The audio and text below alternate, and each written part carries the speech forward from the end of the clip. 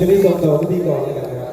ค่ะก็จบไปแล้วนะคะสำหรับวงกันตรึมแล้วก็ตอนนี้นะคะมาถึง4เพลงสุดท้ายแล้วค่ะวันนี้ก็จะได้เห็นว่าแขกผู้มีเกียรติทุกท่านนะคะที่มาร่วมงานนะคะแต่งกายกันสวยงามเลยทีเดียวค่ะสวมชุดผ้าไทยแล้วก็ชุดราตรีเข้ากับบรรยากาศงานมากๆเลยค่ะพี่สีนะ